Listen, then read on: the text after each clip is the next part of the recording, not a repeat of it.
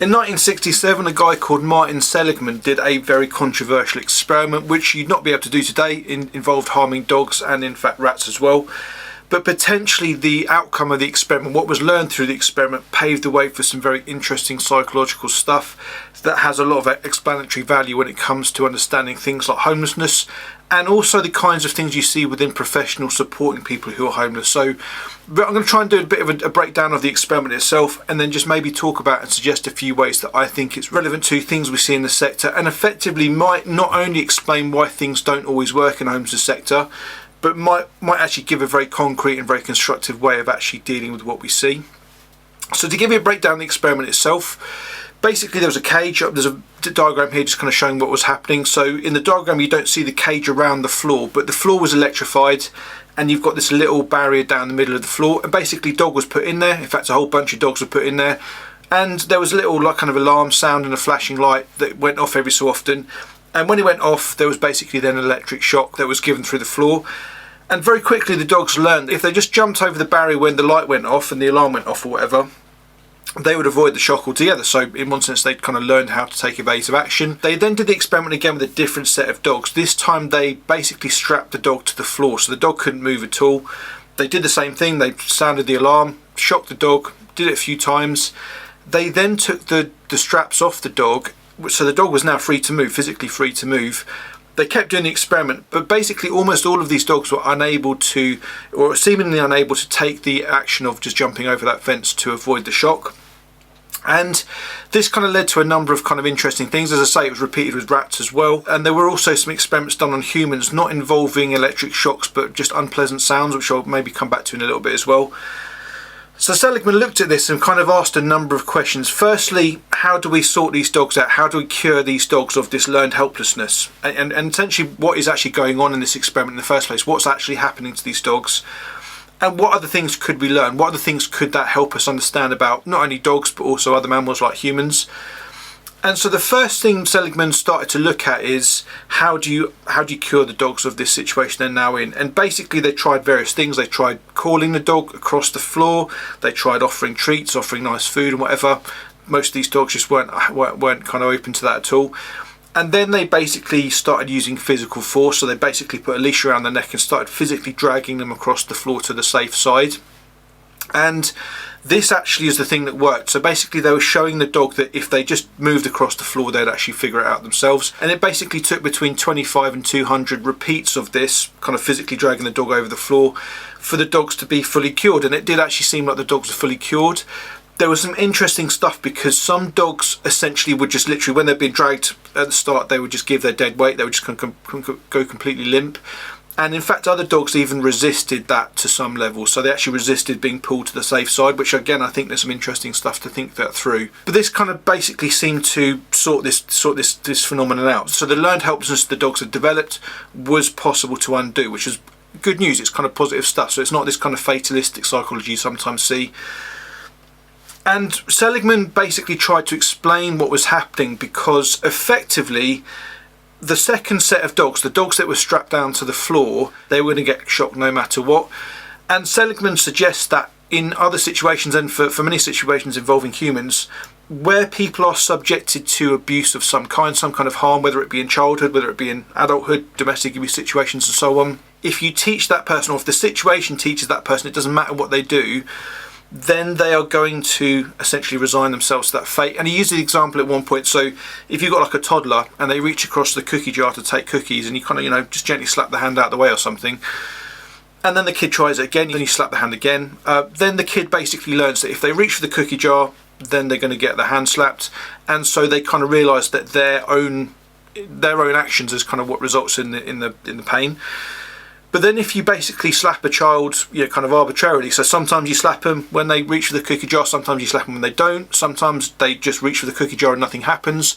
In that kind of situation, you effectively teach this child or teach this human to just basically not see a connection between what they do and the suffering they then experience. And Seligman differentiates these two groups of people by calling them pessimists and optimists. And again, it's not this kind of fatalistic kind of genetic sort of stuff that comes in with a lot of psychology. It's basically saying that, this is something which, kids are taught or adults are taught.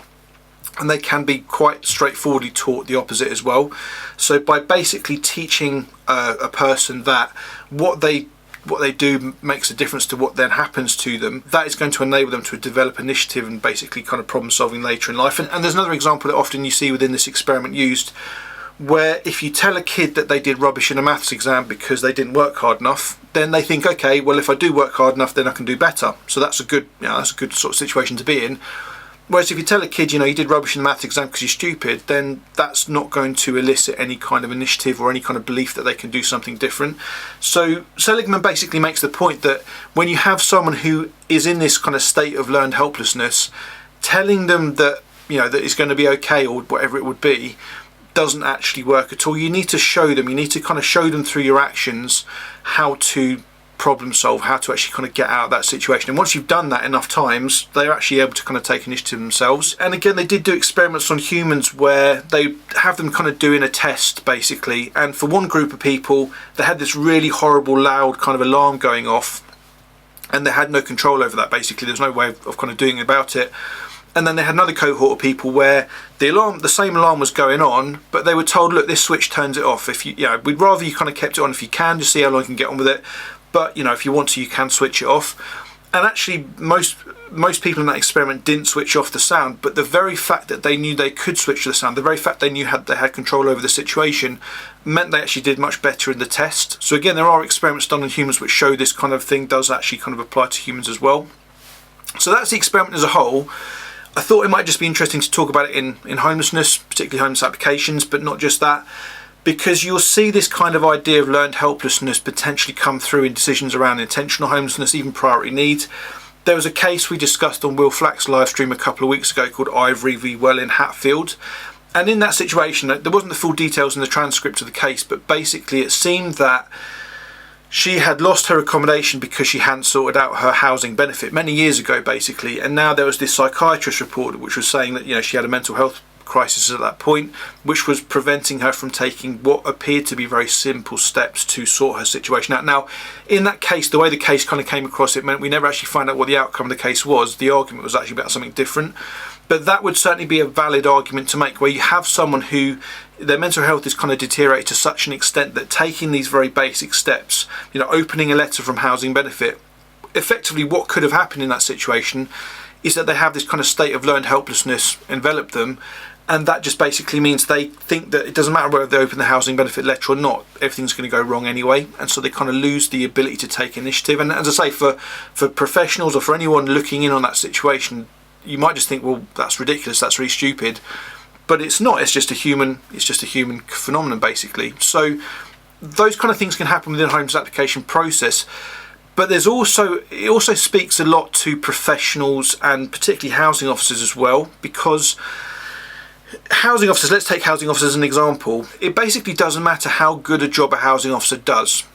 Because basically they could be a really good housing officer, they could apply the law really accurately, kind of really good knowledge of case law, they can take some really good preventative action, but ultimately it doesn't matter, because the next day, if they sort that situation out, the next day they're going to have again a full cohort of people. There's going to be more and more people coming in. There's this endless kind of chain of people coming in because there's a housing crisis and everything else. And so it actually makes no difference whatsoever to a housing officer whether they do a good job or whether they do a bad job, because they're going to still have the same amount of workload in effect. In fact, in some councils they even penalise good housing officers, because in some councils, if you accept a duty to house someone in the morning, it's going to be you who has to find the accommodation later in the afternoon. So there's actually a perverse incentive against actually doing good casework and kind of following the law well. So housing officers obviously have a difficult job on their hands. It's not. I'm never saying it's an easy job. And so they're kind of inundated with this kind of stress and this kind of potential danger and risk that they're in. They're going to be getting verbal abuse often. I would argue in sometimes they're going to be getting that justifiably, but again, that's probably another video to do about that. And what you get as a result of this is potentially this idea that they actually are in this state of learned helplessness, because when I talk to a lot of housing officers and kind of say, well, the law is what the law is, why don't you raise this as an issue, why don't you do something about this? It just seems to fall on deaf ears. They just don't seem to be able to even kind of think or kind of conceive of the idea that they can do something different. And so this idea of learned helplessness, I think, potentially has quite a lot of explanatory value as to why housing officers don't simply, complain to their own chief exec, go on strike, kind of take various bits of action, raise grievances, whatever. They don't seem to be able to conceptualise of those kinds of avenues that are available to them, and potentially this idea of learned helplessness might help us understand how that is. And the same thing would go for a lot of charity workers as well. Again, charity workers, they work their arse off, there's no doubt about it. I would argue that by working their arse off, they kind of think that they're not able to be criticised. That's kind of something which I see. But potentially, again, they're kind of inundated by a problem. They're seeing suffering all around them. It doesn't really matter whether they do a good job or not, because, essentially, again, there's almost this perverse incentive. If you don't fix homelessness, then, yeah, you're going to have a job tomorrow. And so there's this kind of perverse incentive almost to actually not fix the problem, just to kind of create this revolving door with all this drama and all this kind of, chaos that goes with it. And not think, okay, we need to do something different here. And again, I just kind of get depressed by the number of conferences I see every year where they kind of wheel out a new set of people to say the same thing, and basically what we're doing as a sector is not really working at all. And there's also some stuff within this, I think, in terms of actually being a genuinely trauma-informed service, because everyone says they're trauma-informed, but potentially there are going to be situations in which the way services work actually create trauma of their own. They create this learned helplessness. And one example would be simply where someone makes a very, very competent homeless application to a council. They include all the right information. They include plenty of information about vulnerabilities, all the rest of it. And yet it doesn't actually matter, because if they've got a nasty housing officer who's going to basically break the law and ignore it all, then it makes no difference to them. And so I think actually a lot of the things that happen around being homeless creates this, or generates this learned helplessness that then kind of traps people in that system. And services therefore should be looking to see, first of all, to maximise the amount of control people have in their situation. Control is a big thing around learned helplessness, or a lack of control is something which really kind of leads to it. So that could be something as simple as maximising the options that people have and then letting them choose. A lot of time what happens within the homeless sector is that professionals make decisions for people. They say, well, do you know what, we see your situation, we've looked at your paperwork, we looked at your assessment, and we have concluded that this particular offer of accommodation is going to be best for you, and the person has absolutely no control over that whatsoever. That is something which is going to create learned helplessness.